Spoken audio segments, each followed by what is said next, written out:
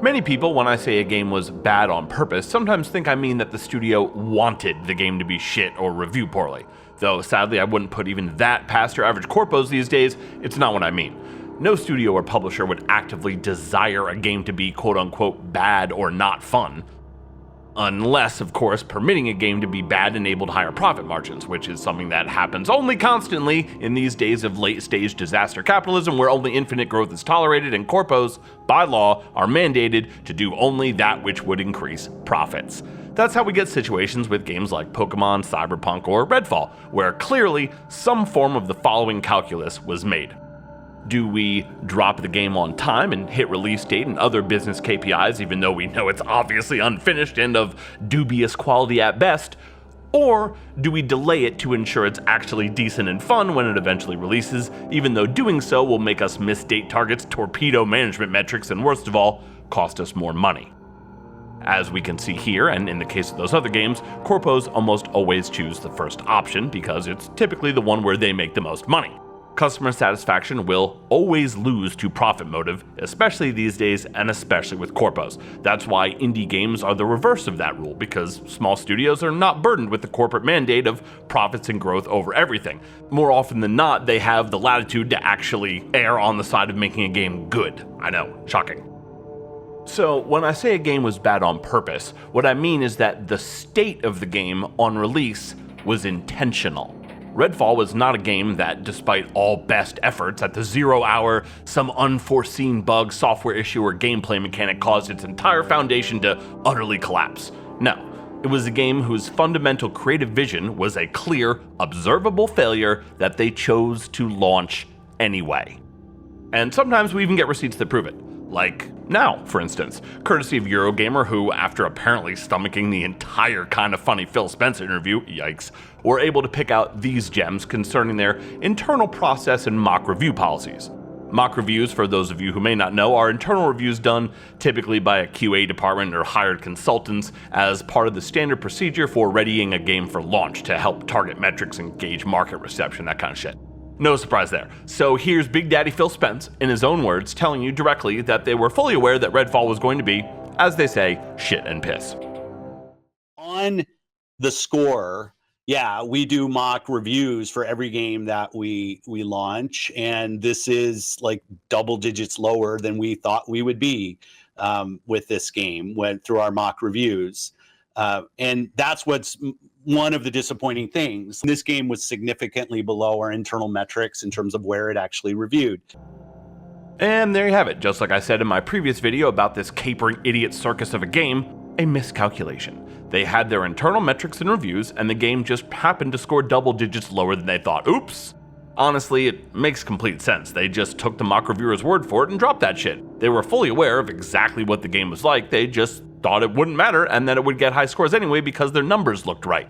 Further evidence to this conclusion was actually supported by video game consultant and apparently resident genius Nathan Brown when speaking to Eurogamer last week. He had the following to say: "It's certainly very strange. While mock reviewers will typically overlook bugs or minor technical or performance issues, you know the game is still being worked on and can assume in good faith that they're being fixed. Those are not the reason Redfall has reviewed so poorly. What I find even stranger is the suggestion that Xbox management had no reason to dispute the mock review's findings. I've done dozens of mock reviews, and I don't think I've ever told a developer or publisher something that they didn't already know. More often than not, I'm helping confirm suspicions that they already hold internally. Did Spencer and his team really have no idea of the shape and state that Redfall was in the run-up to release? I find that very hard to believe, though I suppose it would explain a lot." Well, yes, Nathan, it would explain a lot, but not nearly as much as simply applying basic business theory and standard practice market strategy for this industry, especially when Phil Spencer had this to say about a lot of the feedback they've been getting. A fundamental piece of feedback that we get that the game isn't realizing the creative vision that it had for its players. That feels like the game had a goal to do one thing, and when players are actually playing, they're not feeling that thing. They're not feeling the creative execution of the team. Let me put it to you guys. Does something as fundamental and core to a game as the complete failure of its overall creative execution vision sound like something that the fucking VP of Xbox would be unaware of? Obviously not, in my opinion.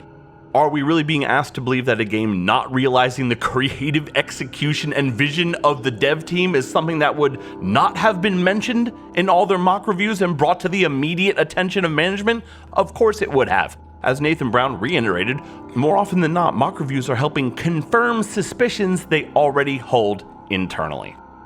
We will build games that review in the high 80s, and we will build games that review in the 60s. I mean, it's just kind of part of being in game publishing. And So, doesn't that beg the question, which one was this?